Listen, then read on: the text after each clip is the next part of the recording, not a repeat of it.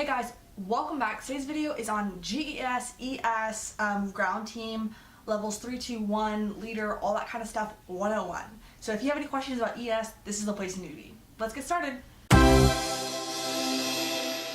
Okay, so the first thing is ground team member, GTM. There's 4 different levels, 3, 2, 1, leader, in that order. So GTM 3 is the first one you get, then you get 2, then you get 1, and then you get leader, unless you're a senior member. So leader is the highest, and you have to be 18 to get it. You can be cadet or senior, but you must be at least 18 years old to get it. And you do not need to have the prerequisites of GTM 3, 2, or 1. And you are encompassing all of the skills, and 3, 2, and 1 are encompassed in ground team leader. GTM 3 is the basics. You have first aid, compass, line searches, your 24-hour bag, ELTs, Lpers, that kind of thing. That's all in that GTM 3. And then GTM 2 and 1 are very similar. They're just kind of broken up into 2. And you're doing a little bit more of the complicated stuff. You're doing a lot more map and compass and search and rescue. That's a lot of what that is. You're doing like dog searches, which is one of the harder qualifications to get. And it's just really more search and rescue instead of the basics, which is GTM 3. Okay, so the badges. I think this is something that confuses people because there was some changes in the years of to what they are.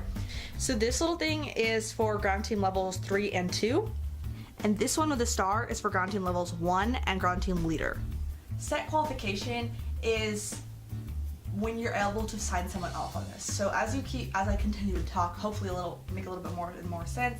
But how it basically works is once you've had the qualification for a year, so say I've had ground team member 3 for 1 full year and I've had the complete, my active, showing up on my 101 card, it's active. Then I just take a little quiz and then I'm set qualification and I can sign other people off. It doesn't matter if I'm 13 years old, it doesn't matter who I am, as long as I've had that for 1 year and I've taken a little test, I'm then qualified to sign other people off on that qualification. Okay, so this is my 101 card. This is an older one and this is a new one, and I just put kind of a tape on the back. So here is the little back and it just tells you your qualifications right here. I just want to say that this was printed in 2013. So then it has your little things right here. So I was training for GTM 3 and then here's a little grid on top and it has all your stuff on there. So I'd bring this to an activity and then they can just see what qualifications I have, what I'm working on, what I need training in. And you can print these offline. I have an entire video dedicated to how to get your 101 card and just kind of that, and I'll link that below. Your CAP test 116 and 117 is your general GES. It's something you should get early on because it's needed for absolutely every single qualification. It's a really easy test. It's like 10 or 15 questions. You just take it online, and I'll have a link below to the site where you can actually take that because it's a little complicated to find on e-services. And then your 117 is required for some other of the higher qualifications, and it's just continuing. It's the most basic of questions. Your squadron. So your squadron is something that is also printed offline, and I believe it's included in one of my videos, and I'll link that also below. But it just looks like this. I know you can't really see this, but it's just all the listings of all the things that you must learn. So this is for ground team 3, and you must prevent hot weather and cold weather energies, identify natural hazards, prevent and treat fatigue, use a compass, conducts actions if lost, conduct a phone alert, and it's all those things that someone will have to go through with you.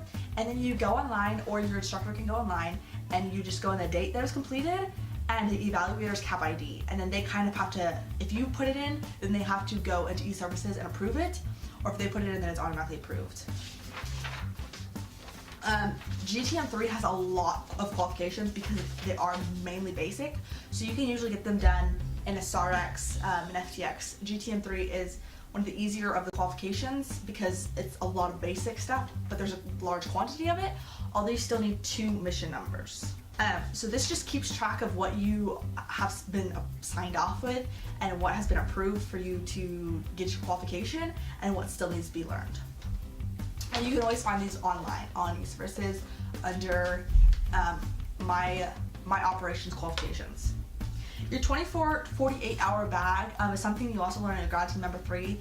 If you go on a real mission, they require that you have something from a 12-hour bag, 24-hour bag, 48-hour bag.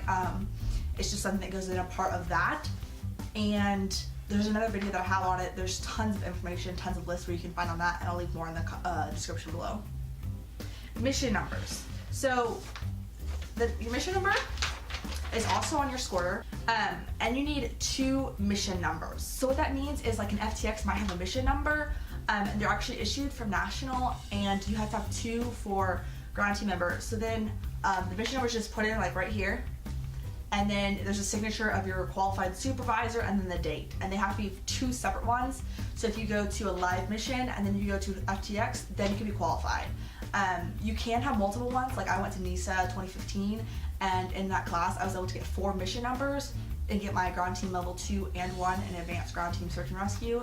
So that's also an option if you want to go get your GTM 3, 2, 1 leader, all that stuff. You can go at NISA or LISA, or there's a lot of other ones. There's one, ICUT, so communications. This is just an ICUT like worksheet thing. And you learn the phonetic alphabet, this stupid little how to use a radio. Usually they're required to staff an encampment just because you have ISRs or EFJs on you.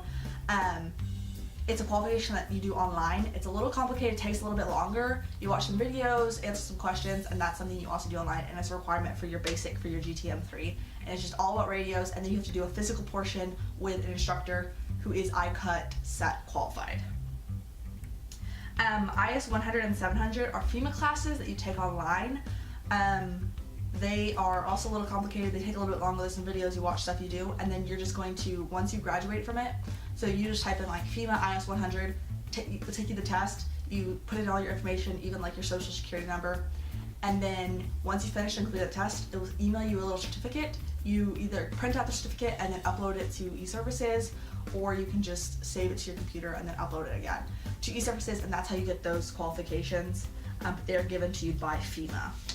SAREXs and FTXs, I talked about these a little bit, but it's either a weekend, an activity, something that usually is given a mission number, and it's just an ES training. So you can happen, they happen at the squadron, group, wing, national level. You can go to those, and that's where you just get qualifications. Or you can also have a live mission, which is when you're actually called out as a part of a team.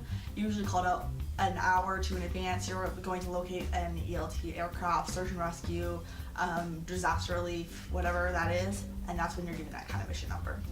I believe that I've answered most questions regarding ESG, TM3, all that kind of stuff. If you have any questions, let me know in the description, or let me know in the comments below, and check out the link for the description and all of that details, because they're all going to be down there, and they have a bunch of information regarding this, links, that kind of stuff. Thanks guys for watching. I'll see you in my next video. Talk to you later. Bye!